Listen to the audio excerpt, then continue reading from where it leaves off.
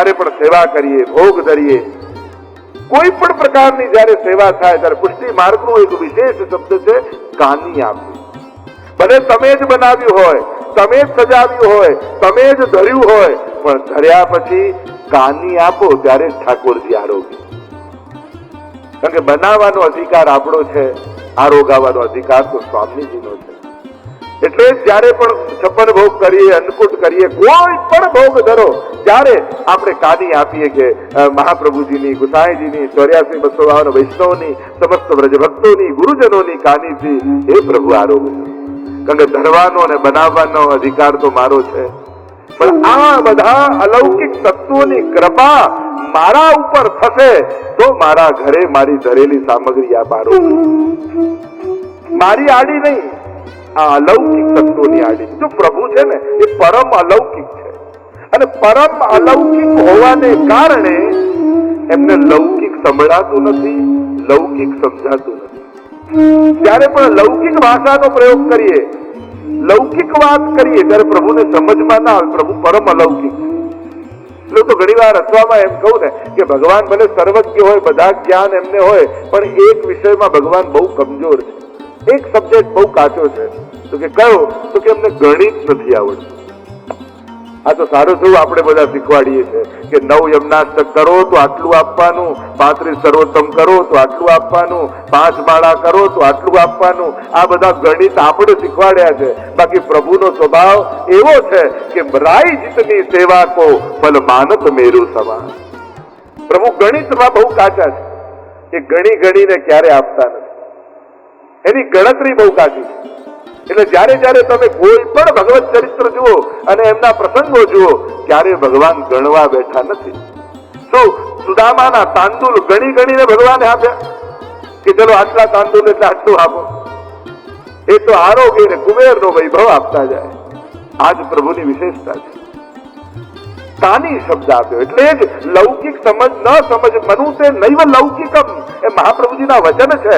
અમારા ઠાકોરજી લૌકિક નથી, લૌકિક જાણતા નથી, લૌકિક સમજતા નથી, પરમ અલૌકિક છે. અને પરમ અલૌકિક હોવાને કારણે અલૌકિક તત્વો, અલૌકિક વ્યક્તિઓ, અલૌકિક ભાષા, એની જ આડીથી આપણા હૃદયની વાત કરવાનો પ્રકાર તમારે તમારા હૃદયની કોઈ વાત ઠાકોરજીને કેવી હોય ને તો લૌકિક ભાષા ન વાપરતા. આપણે ત્યાં કીર્તનનું માધ્યમ છે, સામગ્રીનું માધ્યમ છે, શ્રૃંગારનું માધ્યમ છે, એના થકી તો ઘણી વાર કહું જીવનમાં બહુ સંકટ આવે ને વિપત્તિઓ આવે અને મહાપ્રભુજી કહે કે માંગવું નહીં ઠાકોરજી પાસે, તો શું કરવું? ઠાકોરજીનો નેક ભોગ ડબલ કરી દેવો. રોજ ધરતા હોય ને કદાચ ડબલ ધરવા લાગે તો ઠાકોરજીને બીજા દિવસે એમ થાય કે આપણી ગડબડ લાગે છે, ડબલ કેમ આવે છે? અને પ્રભુ જાણી જાય કે આને સંકટ છે અને પ્રભુ એને દૂર કરી. એટલે કહેવાનો પણ એક પ્રકાર છે. कौन सी बात कैसे कहां कही जाती है, इतना सलीका हो तो हर बात सुनी जाती. कई बात क्यारे कोने कई जग्याए केवी એ જો ખબર હોય ને તો દરેક વાત મનાય, દરેક વાત લોકો સ્વીકારે. ઘણી વાર સારી વાતો ખોટા સમય ને ખોટી જગ્યાએ આપણે કહી દેતા હોઈએ અને એટલે સારી વાત પણ નકામી થઈ જતી. તો કાની શબ્દ બહુ મહત્વનો છે પુષ્ટિ માર્ગમાં. કોની કાની થકી તમે ઠાકોરજીની સન્મુખ ઉભા છો એના પરથી નક્કી થશે કે ઠાકોરજી કેવી કૃપા તમારા પર કરે. આ 84,252 પ્રભુએ કેવી કૃપા કરી એ તો જોઈએ છે, પણ કેમ કરી? કારણ કે વલ્લભની કાની હતી. 7મો ક મહાપ્રભુજી આપ્યો કુળ, વલ્લભ કુલ આપ્યું.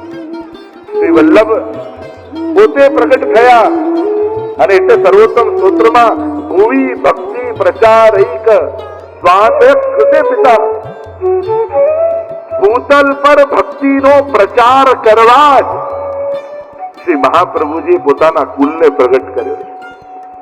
એક જ લક્ષ્ય સાથે, એક જ ઉદ્દેશ્ય સાથે. અને એ જ વાત દરેક વલ્લભ કુલે પણ સ્મરણમાં રાખવી જોઈએ કે એમનું ભૂતલ પર આવવું એ કેવલ સંસાર માટે નથી, પણ સંસારના ઉદ્ધાર માટે છે. સંસારમાં ભક્તિનો પ્રચાર કરવા માટે છે. એમની વાણી થકી, એમના આચરણ થકી, એમના વ્યવહાર થકી વૈષ્ણવની ભીતર ભક્તિનો પ્રચાર થાય.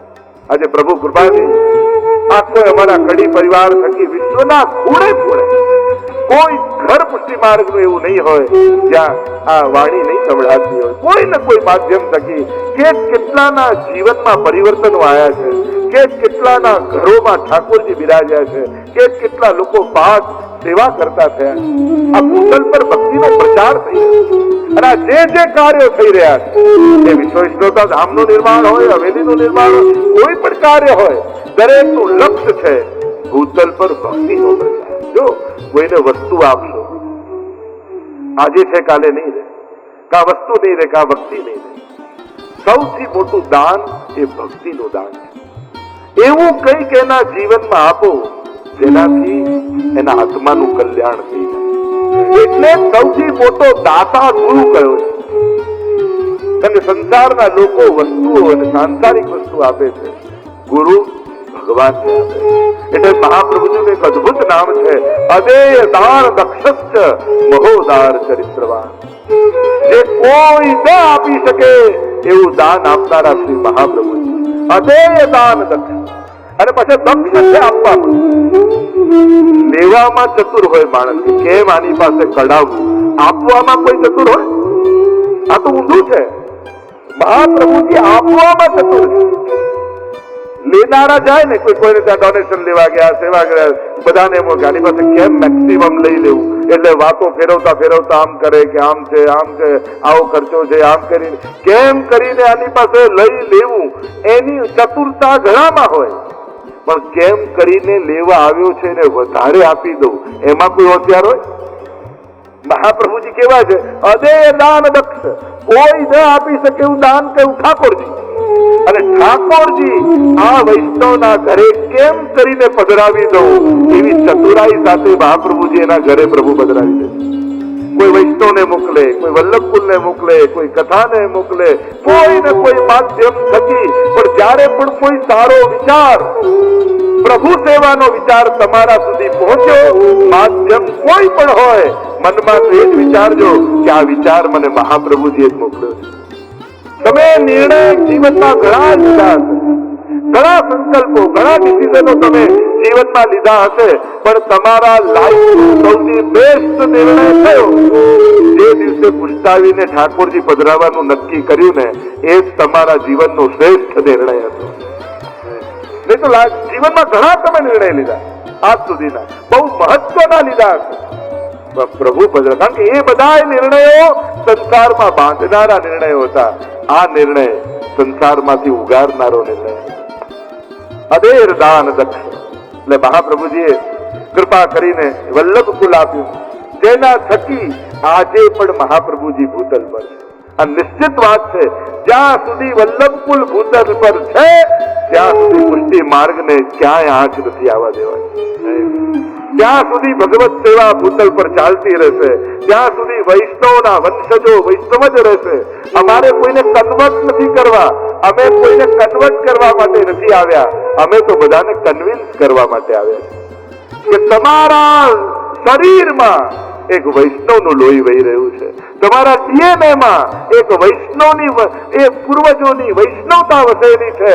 તમે દુનિયામાં બધે જ ભટકીને આવો, જ્યાં સુધી શ્રીનાથજીને દંડવત નહીં કરો ત્યાં સુધી જીવનમાં શાંતિ નથી મળવાની.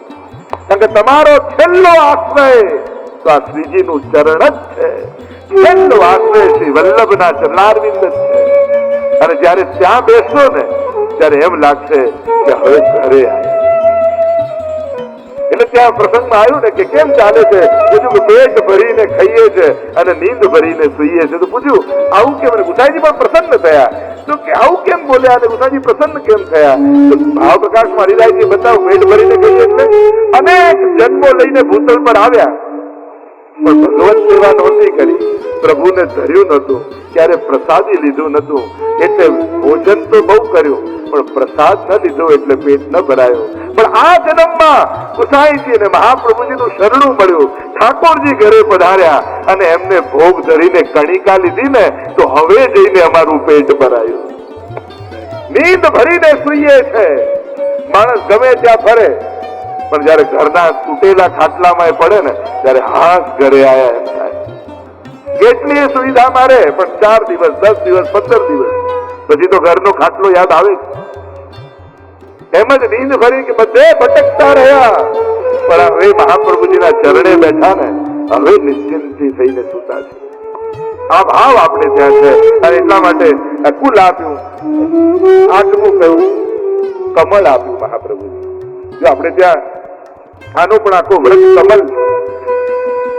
એ કમળ ઉદાન વ્રજની લીલાઓથી મહાપ્રભુજી આપણને બતાવી. લીલા હોતી જૂની નાતર, લીલા હોતી જૂની, જો પે શ્રી વલ્લભ પ્રગટ ન હોતે સુધારે. આ વ્રજ કમળ મહાપ્રભુજી આપણને નૌકામાંથી આઠમું કહ્યું. વ્રજની લીલાઓ. તમે ભલે ગુજરાતમાં અમદાવાદમાં રહો છો, પણ જો ઘરે ઠાકોરજી બિરાજતા હોય ને તો વ્રજના જીવનને તમે જીવી રહ્યા છો. દ્વાપર યુગને જીવી રહ્યા છો, કલયુગમાં પણ જો ભગવત સેવા તમારા ઘરે હોય છે. કારણ તમે જયારે જાગો ત્યારે વ્રજભાષા બોલાય, કીર્તન ગવાય. આપણે બધા જ કીર્તન સાહિત્ય વ્રજભાષામાં છે. લાલ અને જાગો હો ભયો ભોર. ઠાકોરજીને જે ભાવે વ્રજના વ્રજેશને એ બધી સામગ્રીઓ ભોગ ધરાય. અને આમ કોઈ પણ દુનિયાના ખૂણે રહેનારો વ્યક્તિ જો મહાપ્રભુજીની કાનીથી સેવા ભક્તિ માર્ગ પ્રણાલિકા પ્રમાણે કરતો હોય તે ભલે દુનિયાના કોઈ પણ ખૂણે રહે છે, પણ એ રહી રહ્યો છે બ્રજમાં. એવો પ્રકાર મહાપ્રભુજી આપણને આપ્યો છે. કેવો સુંદર પ્રકાર. દુનિયામાં ગમે ત્યારે, અને તમારે ભલે અહીંયા જે ઠંડી હોય, વરસાદ હોય, તડકો હોય, પણ સેવા પ્રકાર કેવો ચાલતો હોય? વ્રજનો સેવા પ્રકાર ચાલે. સેવા રીત પ્રીત વ્રજજન કી, જનહિત જગ પ્રગટાઈ, પ્રગટ ભય માર્ગ રીત દિખાઈ. રીત અને પ્રીત વ્રજજન. અમે ઓસ્ટ્રેલિયા અને આફ્રિકા ને જઈએ ને ત્યાં ઇક્વેટરની નીચેના પાર્ટ આવે, સાઉથર્ન હેમિસ્ફિયર આવે. એટલે અહીંયા કરતા વેધર સાવ ઊંધી. અહીંયા ભર ઉનાળો હોય કરતા ભર શિયાળો આવે. એટલે ઘણી વાર આપણા પ્રશ્નો થાય શું કરવું. વિવેક રાખો, યથા દેહે તથા દેવે પણ છે. પણ સેવા રીત પ્રીત વ્રજજન કી, વ્રજ ભક્તોની રીત અને પ્રીત છે. એટલે દુનિયાના કોઈ પણ ખૂણે તમે રહો છો, પણ તમે સેવા ક્રમ તો વ્રજનો જ ફોલો કરો છો. એની જ ઋતુ, એનો જ સમય, અને એ જ પ્રમાણે તમારા ઘરે સેવાનો ક્રમ થાય. તો આ વ્રજ કમલ આપે. અને છેલ્લે મહાપ્રભુજી 9 ક કહીએ છે, એમાં 9મો ક, નૌકા વિના કહો કો ઉતર્યો પાર. 9મું ક એ કર્મ છે. અને વૈષ્ણવનું કર્મ કયું? કર્મ કરો તું કાય. એટલે શું? એકમ દાસ દેવકી પુત્ર ગીતમ, એકમ દેવો દેવકી પુત્ર એવ, મંત્રો પે કસ્તસ્ત નામાની યાની, કર્માપ્યેકમ સસ્ત દેવસ્ય સેવા. વૈષ્ણવનો કર્મ અને ધર્મ કયો? સર્વદા સર્વ ભાવેન ભજનીયો વ્રજાધિપઃ, સસ્યાયમેવ ધર્મો હિ નાન્યત્વાપી સદા.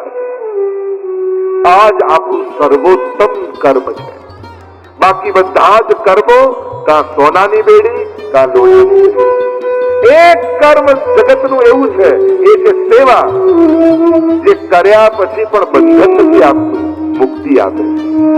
પ્રભુ માટે ભરેલું એક એક ડગલું તમારા કર્મોની એક એક ગાંઠને ખોલે છે. પ્રભુ માટે ઉચ્ચારેલો એક એક શબ્દ બોલાયેલા શબ્દોથી બાંધેલી ગાંઠોને ખોલે છે. પ્રભુ માટે સાંભળેલું એક એક નામ શ્રવણ દ્વારા બંધાયેલા કર્મોને ખોલે છે. આ નવધા ભક્તિ તમારા સમસ્ત કર્મોને સમાપ્ત કરી દે. ખરેખર તો નવધા ભક્તિને તમે એક એક જુઓ તો જે જે કર્મના સિદ્ધાંતોમાં બંધનો છે એ બંધનોની ગાંઠો ખુલે આ એક કર્મ દ્વારા. અને એ કર્મનું નામ છે સેવા.